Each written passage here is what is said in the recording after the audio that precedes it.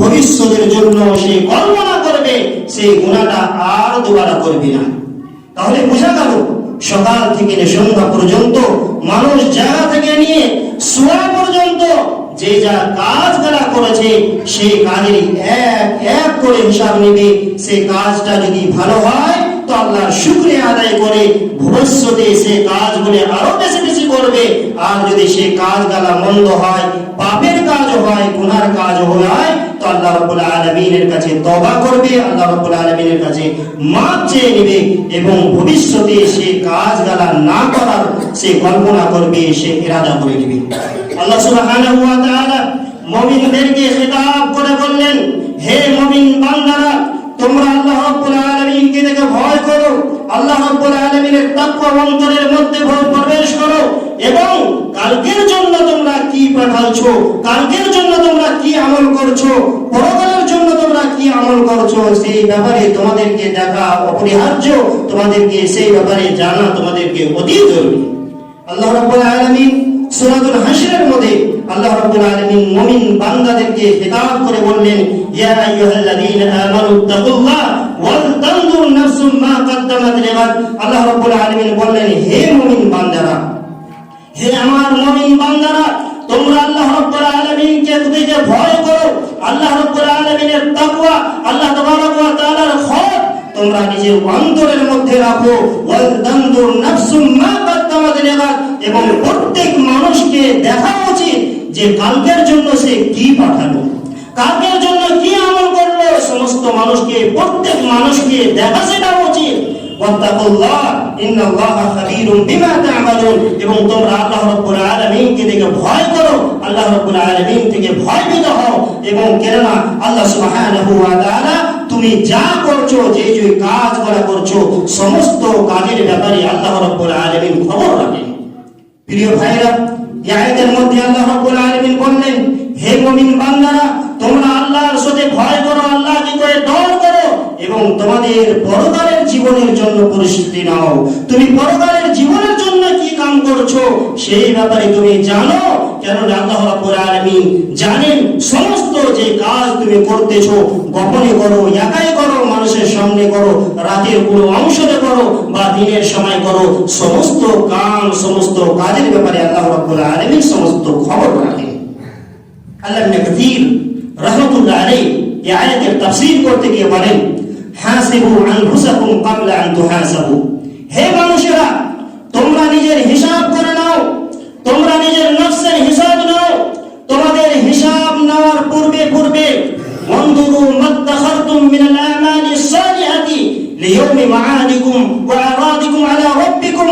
তোমরা নিজের যে নেক করা আমল করেছো, তোমরা সেই ব্যাপারে দেখো যে আমলগুলোর ব্যাপারে আল্লাহ রাব্বুল আলামিন তোমাদেরকে জিজ্ঞাসা করবে, আল্লাহ রাব্বুল আলামিনের কাছে জবাব দিতে হবে। আল্লাহ রাব্বুল আলামিন যে আমলের ব্যাপারে জিজ্ঞাসা করবে, তোমরা ভেবে দেখো তোমরা কি আমল করছো। আল্লাহ ইবনে কাসীর রাহমাতুল্লাহ আলাইহি বলেন, ওয়া ইন্নাহু আলিমুন বিজামিই আমালিকুম। আল্লাহ রাব্বুল আলামিন তোমাদের সমস্ত কাজ, তোমাদের সমস্ত কর্ম, তোমাদের সমস্ত কাজ কর্মের ব্যাপারে আল্লাহ রাব্বুল আলামিন খবর রাখেন। প্রিয় ভাইরা, তাহলে আল্লাহ রাব্বুল আলামিন এই আয়াতের মধ্যে মুমিন বান্দাদেরকে নসিহত করলেন, মুমিন বান্দাদেরকে আদেশ করলেন যে তোমরা তোমাদের হিসাব ও কিতাব নেওয়ার আগে আগে তোমরা নিজেই নিজের নফসের হিসাব করে নাও যে তুমি কি কাম করলে, কি কাম করলে এবং কি কি কাজ আল্লাহ সুবহানাহু ওয়া তাআলা সন্তুষ্টির জন্য করলে।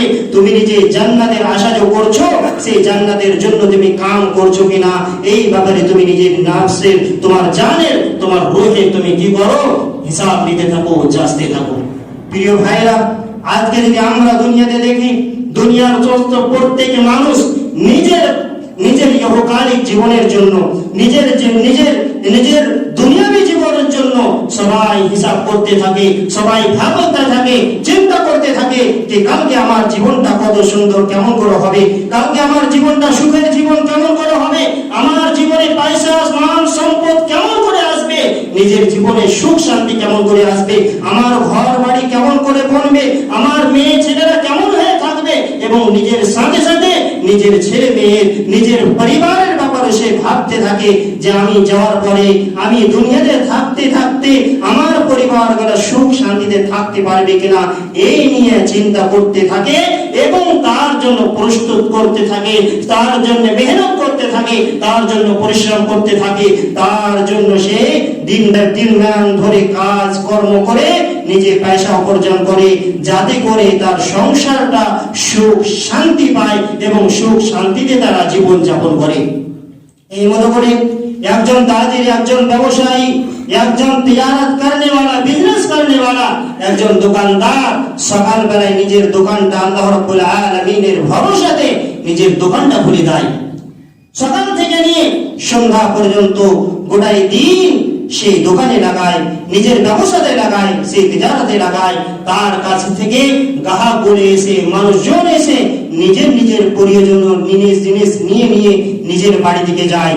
আবার যখন সন্ধ্যা হয়, একজন দোকানদার নিজের দোকানের হিসাব নাই, সেটা যখন সে দোকান বন্ধ করে, দোকান বন্ধ করার সময়তে বা দোকান বন্ধ করার পর সকাল থেকে সন্ধ্যা পর্যন্ত যতটা ইনকাম হলো, যতটা ইনকাম হলো, যতটা পয়সা তার কাছে আসলো, সে এক এক করে হিসাব করে যে আজকে দিন মানে আমার কতটি লাভ হলো, আমার কতটি ইনকাম হলো, এবং আমার কাছে যেগুলো সামান আছে সেই সামানের মধ্যে কোন সামানটা বেশি মার্কেটে চলছে, মানুষের বেশি প্রয়োজন, আবার সে কালকে মুস্তাকবিলে ভবিষ্যতে সেই সামানগুলো বেশি বেশি করে রাখে, এই জন্য যে কাল তার বিজনেসটা আরো বড় হোক, তার বিজনেসটা তারাক্কি করুক, তার বিজনেসটা আগে বাড়ুক।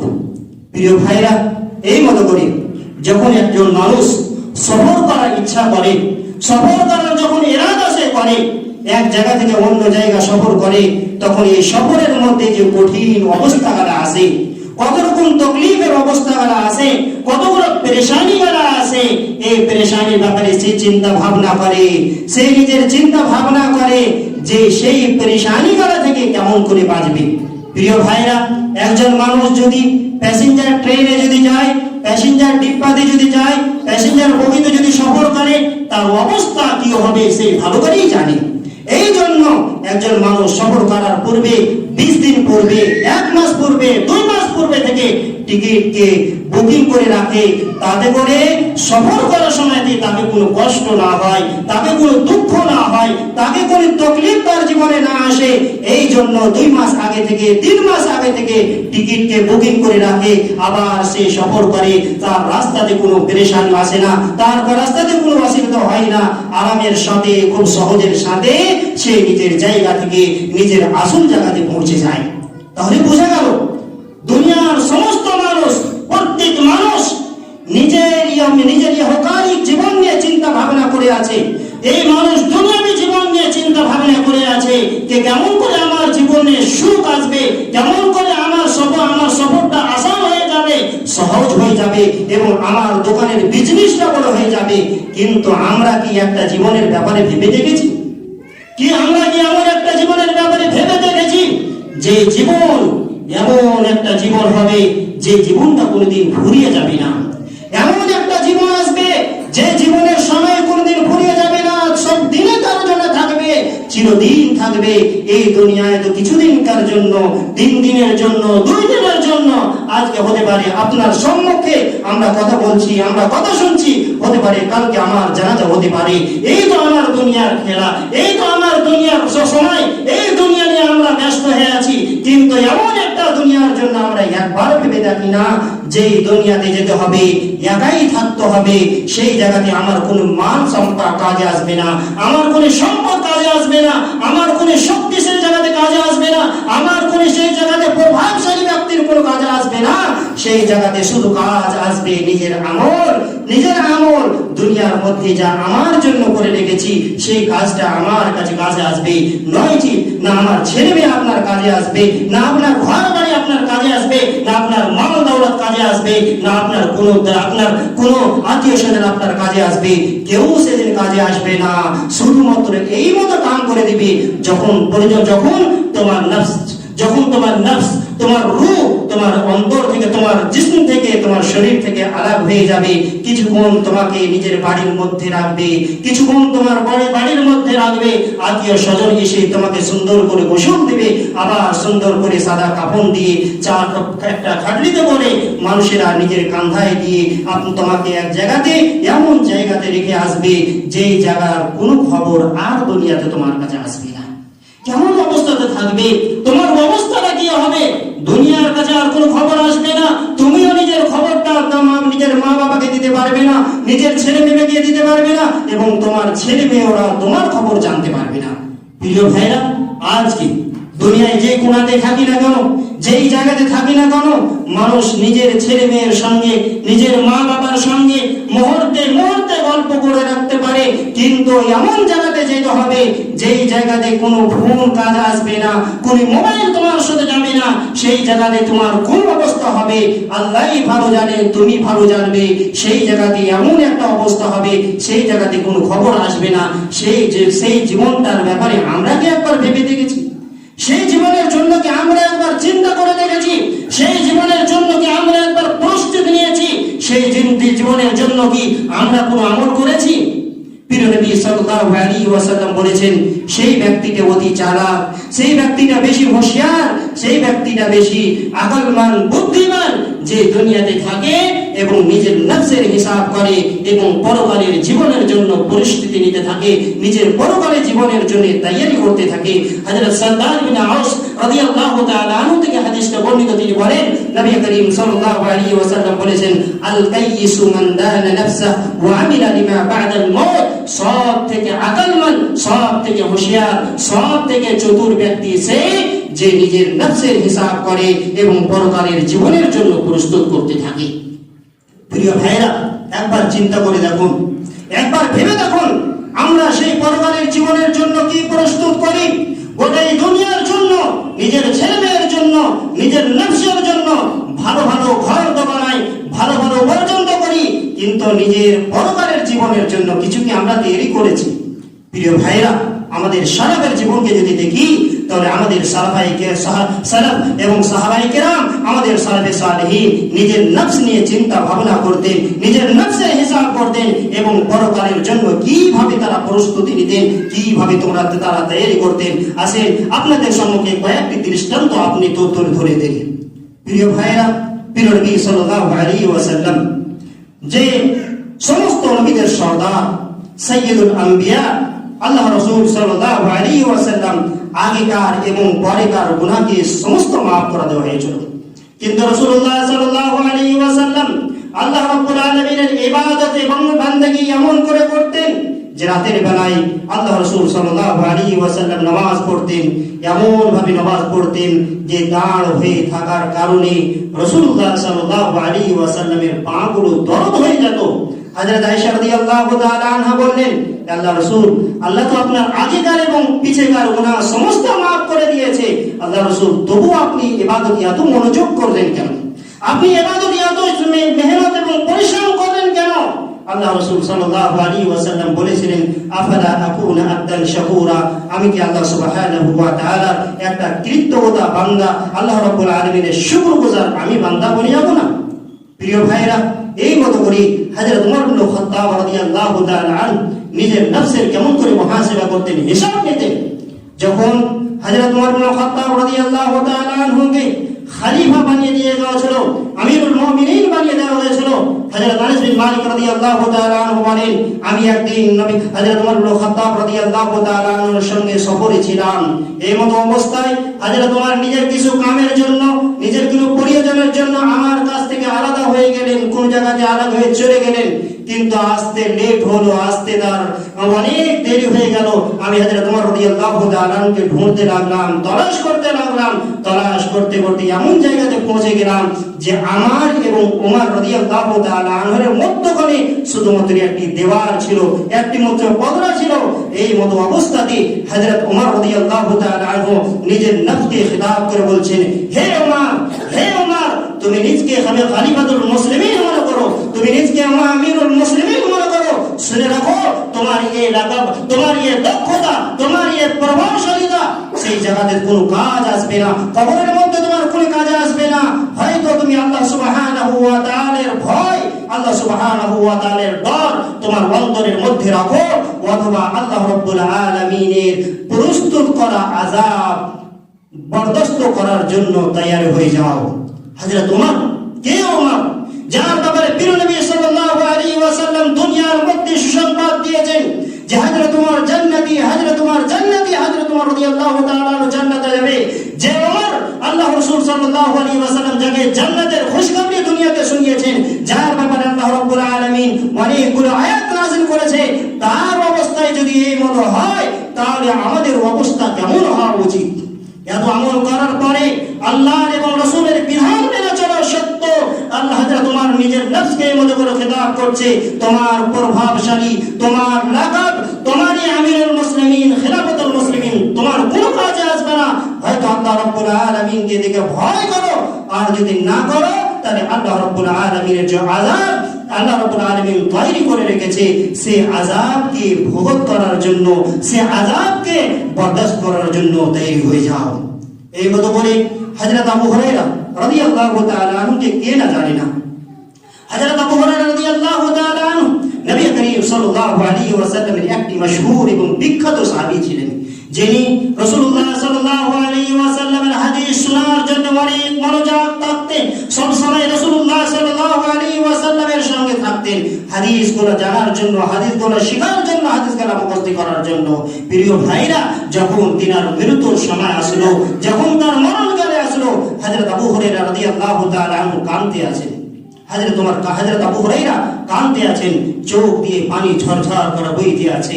সাহাবায়ে কেরাম জিজ্ঞাসা করলেন, হে আবু হুরায়রা, তুমি কাঁদছো কেন? তোমার কান্দার কারণ কি?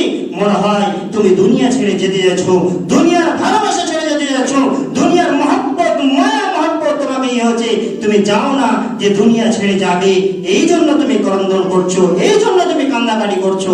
হযরত আবু হুরায়রা রাদিয়াল্লাহু আনহু বললেন, হে লোকেরা, হে সাহাবারা, আমি এই জন্য কাঁদি না যে দুনিয়ার মহব্বতের জন্য কাঁদি না, দুনিয়ার ভালোবাসার জন্য আমি কাঁদি না, আমি কাঁদছি, ভাবনা করছি এই জন্য যে আমার সফরটা হচ্ছে অতি লম্বা, সফরটা হচ্ছে অনেক লম্বা, কিন্তু সেই সফরের জন্য আমি তো প্রস্তুত কিছু নিতে পারিনি, সেই সফরের জন্য আমি কিছু তৈরি করতে পারিনি, সেই জন্য কাঁদছি, দুনিয়ার জন্য নয়। প্রিয় ভাইরা, এই সাহাবায়ে কেরাম রিজওয়ানুল্লাহি আজমাইন নিজের নফসের হিসাব করতেন, নিজের নফসের হিসাব নিতেন, এত ইবাদত করার পরও নিজের নফসের এত কঠোর করে হিসাব নিতেন যে আল্লাহ রাব্বুল আলামিনের আযাব থেকে বাঁচতে পারবো কিনা। আজ আমাদের অবস্থা কি রে ভাই? আমরা কি নিজের ব্যাপারে হিসাব করে দেখেছি? আমরা কি আল্লাহ রাব্বুল আলামিনের সন্তুষ্টমূলক কোনো কাজ করছি? আল্লাহ রাব্বুল আলামিন যে কাজগুলো আমাদের আদেশ করেছে, সেই কাজগুলোকে নিয়ে আমরা কি একবার হিসাব করে দেখেছি? আমরা একবার কি নিজেকে যাচাই করে দেখেছি?